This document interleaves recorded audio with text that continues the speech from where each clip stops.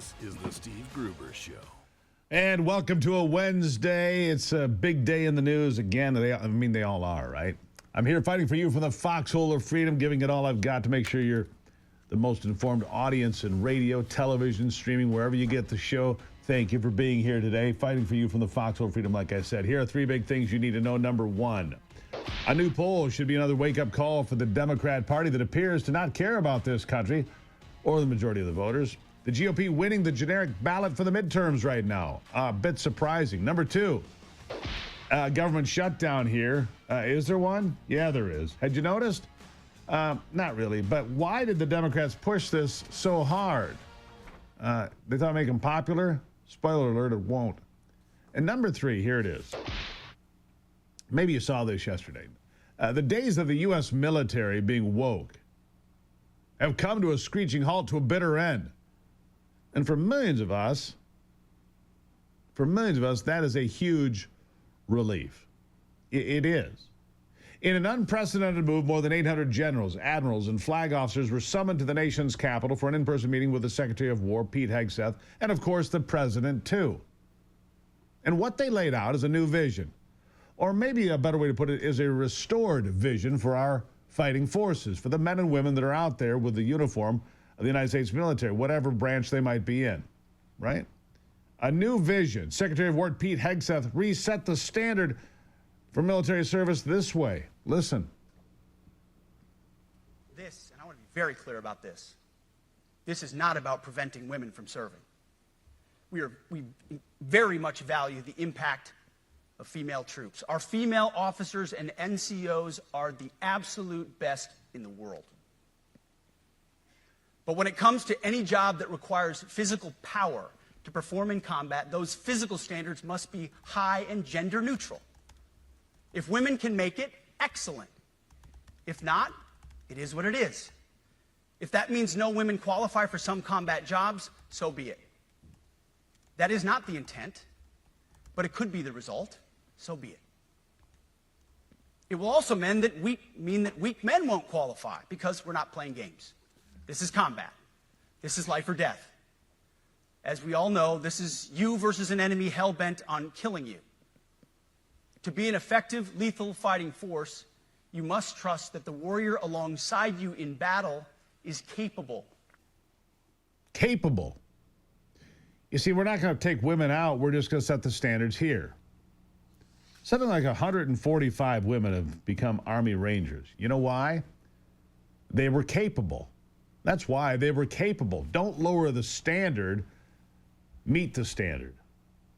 Of course, he got a bunch of nonsense from the left. Doesn't matter. His fighting force will protect them, too. The fighting force that they're retooling will protect those people, too, to flap their gums and the Keith of this world. Oh, what's his name from ESPN? You know what I'm talking about. Sometimes, so I'm pulling a blank on him, which is okay. It's okay. President Trump also says our ultimate strength comes from our culture. Our culture, not just the Army, but who we are as a people. Listen. From Sparta to Rome, to the British Empire, to the United States of America, history has shown that military supremacy has never been simply a matter of money or manpower.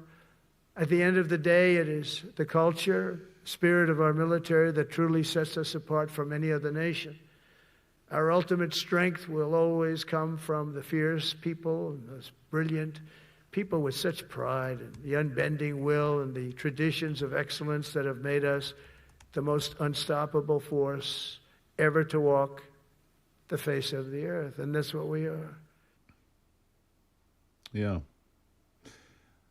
From our culture, from our standards, from our meritocracy, from our roots,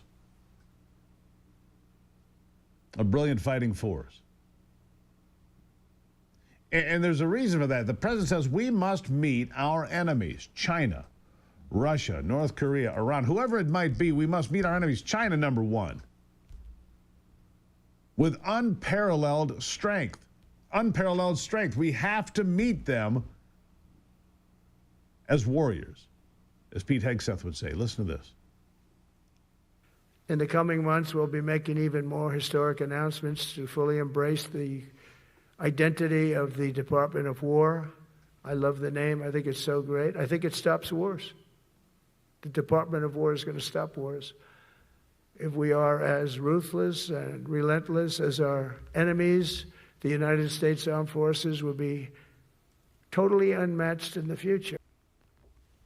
Yeah, totally unmatched. By the way, I'm just going to say this outright because I believe this to be true. We are on our way to a war of some scale in Venezuela. It's what I believe. It's what I'm hearing. You've been warned on this, but we are going to have some sort of conflict much more significant than blowing up drug running boats and speedboats in the Caribbean. That's why that's part of the offshoot of what happened here in Washington and Virginia over the last 48 hours with all these flag officers. There is a new plan to protect the Western Hemisphere. It's going to start in Caracas, Venezuela. Listen to this. Together with the leaders here today, we're also restoring a needed focus on defeating threats in the Western Hemisphere. Throughout this region, cartel terrorists have been allowed to wage a relentless campaign of death and destruction on our country, all because we had weak leadership on top. And we did a great job with it first term, but this is something else what we're doing now. We're taking it to the next level, probably next level times 3. But we had COVID come up, and we had to take care of that. We did a great job with COVID. We had the therapeutics, it's just Regeneron, so many things we did for COVID. But we had to focus on that, and every other country in the world was being decimated by COVID. So we had to change gear a little bit to take care of that. But under our leadership, the military is now the knife's edge in combating this sinister enemy. Well, I'd like to tell you we got a couple of brand new partners here at the program, and we appreciate that. And Ivy found both of these partners because she cares about health and nutrition. She went out there and ran down the best vitamin company she could find. Victory Nutrition International. Protavite, great product for your tiredness. We've been taking these for several months now, so we have experience. It's not something we're just ripping the curtain back on. Good stuff. Tired of taking vitamins that don't seem to work? Protavite is a breakthrough liquid formulated to absorb quickly so your body actually uses it. When we say multivitamin, we mean it. Over 100 nutrients, B vitamins, amino acids, zinc, plant extracts. You get the daily support for energy, focus, immune health, everything you need only from Victory Nutrition International. Nutrition that gets in. Start your mornings with Protavite and feel the difference. Get 20% off today. I'm going to tell you, we've been taking it for months now, and it got the Ivy seal of approval. VNI.life/Gruber. You can save 20% today. The promo code is Gruber. VNI.life/Gruber. Look, trust Ivy. I do. Ivy Watch. VNI.life/Gruber. All right, when we come back, what's going on in Dearborn, Michigan? Should we be concerned about what appears to be a Muslim takeover? Should we? We'll talk about it.